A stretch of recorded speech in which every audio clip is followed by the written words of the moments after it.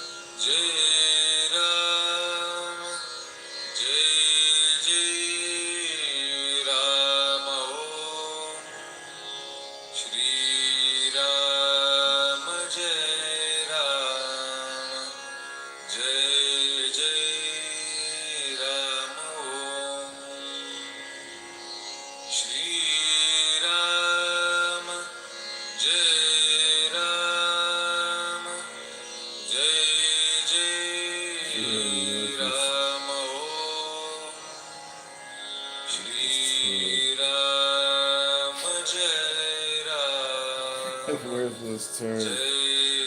Dylan Georgiega.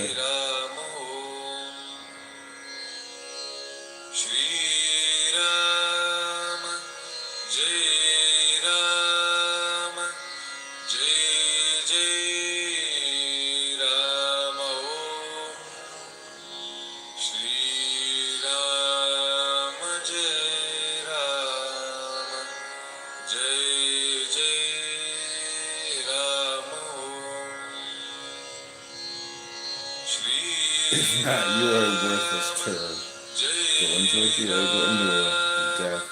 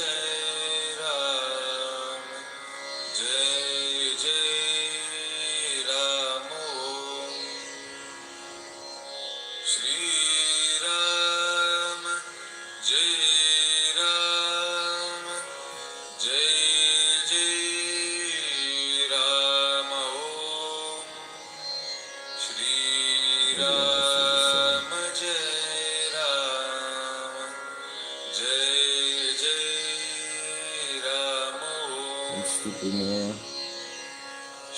This one's stupid annoying bitch. This show is everywhere.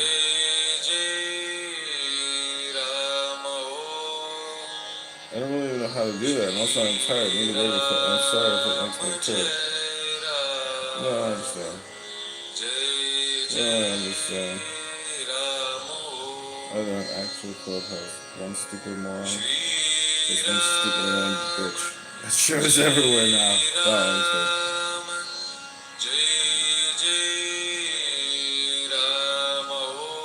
Good, good news.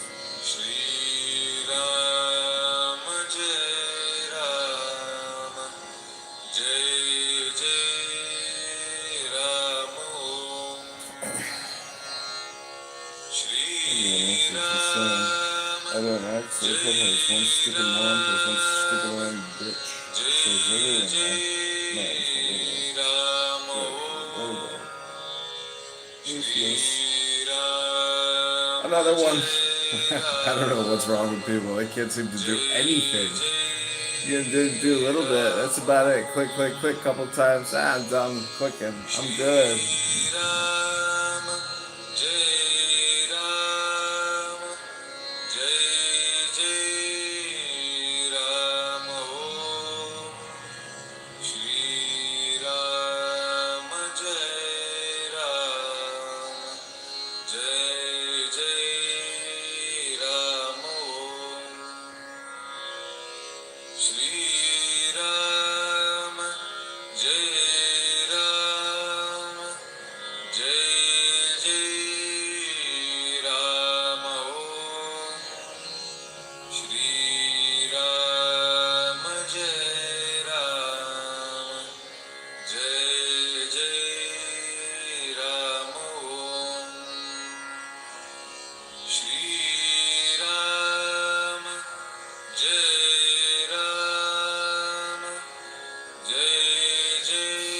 Just like Gloria. Just like Gloria.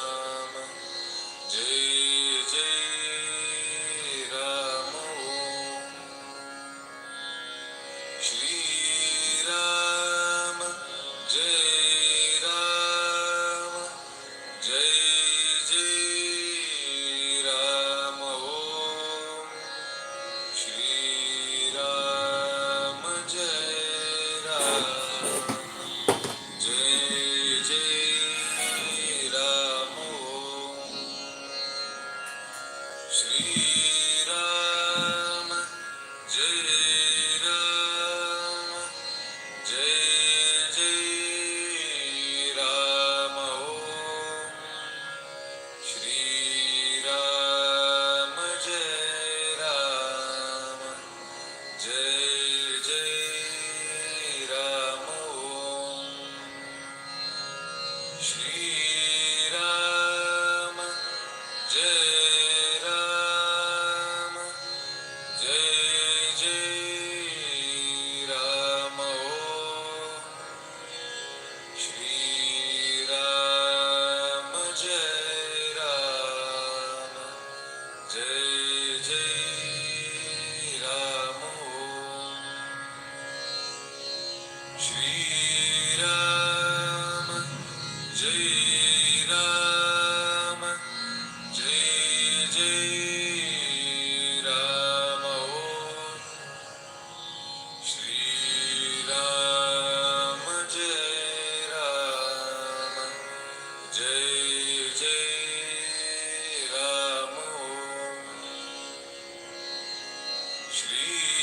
Ram, Jai Ram, Jai Jai Ram Om. Shri Ram, Jai Ram, Jai Jai Ram Om. Shri Ram, Jai Ram, Jai Jai Ram Om. Shri Ram, This is cute, though. Jai Jai Ram Om. Shri Ram, Jai Ram, Jai Jai Ram Om. Shri Ram, Jai Ram, Jai Jai Ram Om. Shri Ram, Jai Ram, Jai Jai Ram Om. Shri Ram, Jai Ram, Jai Jai Ram Om. Shri Ram, Jai Ram, Jai Jai Ram Om. Shri Ram, Jai Ram,